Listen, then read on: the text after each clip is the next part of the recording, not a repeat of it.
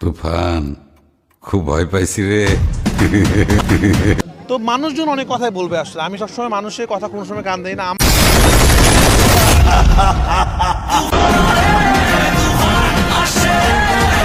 তো শুরুতে মানুষ বলবে না, আসলে মানুষ দেখে বলবে। তুফান সিনেমার টিজার রিলিজের পর থেকেই বর্তমানে সামাজিক যোগাযোগ মাধ্যমে একটা কথা প্রায়শই শোনা যাচ্ছে, শাকিব খানের তুফান সিনেমা এনিমেল ও কেজিএফ এর নকল। বিশেষ করে এক শ্রেণীর ব্যক্তি রয়েছে যারা শাকিব খানের যে কোনো কাজ নিয়েই সমালোচনা করে থাকেন। তাদের চোখে শাকিব খান যতই ভালো কাজ করুক না কেন, তারা তার সমালোচনা করবেই। আর বরাবরের মতো এইবারও শাকিব খানের সমালোচনা করতে এই সকল ব্যক্তি ভুল করেননি। তারা তুফান সিনেমার টিজার রিলিজের পরই এই টিজার নিয়ে বিভিন্ন রকম বাজে মন্তব্য করেছেন। আর যার মধ্যে তুফান সিনেমাটি কেজিএফ ও এনিমেল সিনেমার নকল এমন ফালতু ধারণা অনলাইনে ছড়িয়ে দিয়েছেন। বিশেষ করে শাকিব খানের লুকিং, পাশাপাশি শাকিব খানের হাতে একটি অস্ত্র, যেটি দেখার পর এই সকল ব্যক্তিরা এই সিনেমাকে নকল সিনেমা বলে উল্লেখ করছেন।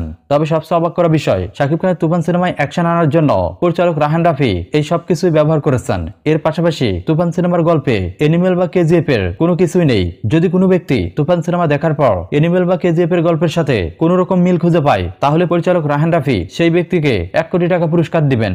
এ বিষয়ে পরিচালক রাহান রাফি জানান, এক শ্রেণীর ব্যক্তি আছে, আপনি যতই ভালো কাজ করেন না কেন, তারা আপনার সমালোচনা করবেই। তাদের কাজই অন্যের সমালোচনা করা। কোনো ষড়যন্ত্র করেই তুফানকে আটকানো যাবে না, কারণ এটি মেগাস্টার শাকিব খানের সিনেমা।